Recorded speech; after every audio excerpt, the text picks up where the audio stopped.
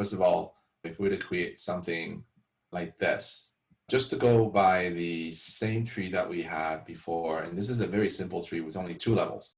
Number 1 is 15, level number 0. Level number 1 is going to have 2 nodes, and this one on the left side is 10, this one is 20. And then there's one more here. This subtree has 15, 10, and 8. So we have 2 leaves in this, right? 8 and 20. So this is exactly the same tree that we have here. And if we do a depth first traversal, we should be getting 15, 10, 8, circle back to 20. So 15, 10, 8. The entire subtree is visit, and we'll be back to 20. This is the entire class that we had. So just to utilize what we had before, this is the node that we had before. We're going to use the Java stack. This stack interface is different than the one that the author uses.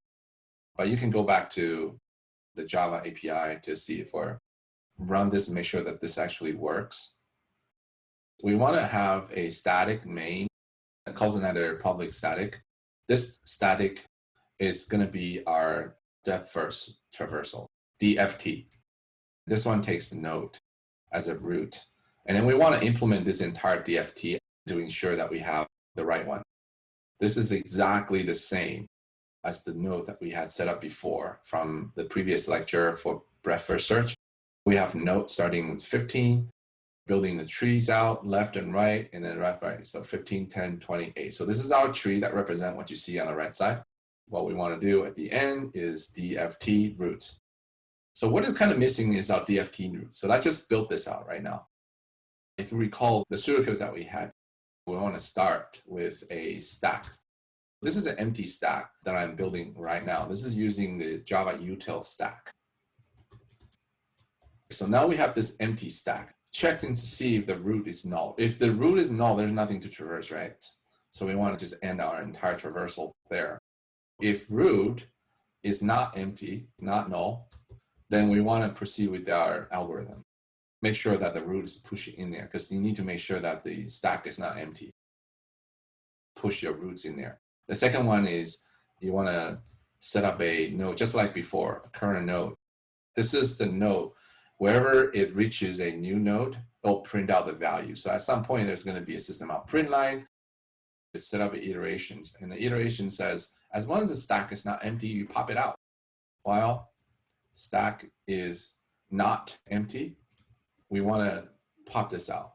Using the Java pop, it returns a node. We can say this node is this node. We're going to pop this out. This node is going to have 2 children. Visit the right one first. As we visit it, we want to push that into the stack. Last in, first out, so we want 10 to be on top. When you go through this iteration, we want to print out this node. Want to have it all horizontally displayed. Current node's value, plus we want to leave a space between this one and the next one.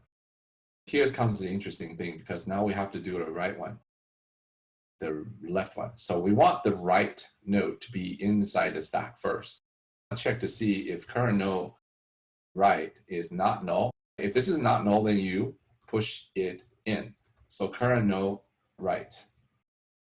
Same thing with the left. Let me just copy this and then change it to left.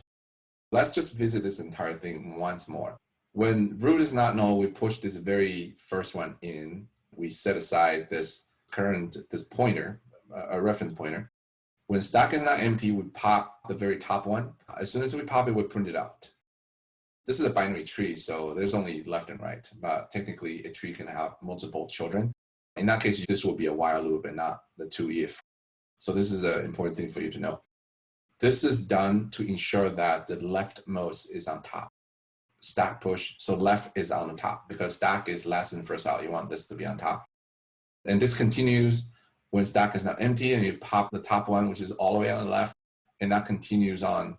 This entire thing will work. If we were to run this, assuming there's no other syntax issues, compiler logical errors, it should print 15, 10, 8, 20, which is exactly what we want. This is a very simple illustration of depth first traversal, and sometimes people call it depth first search.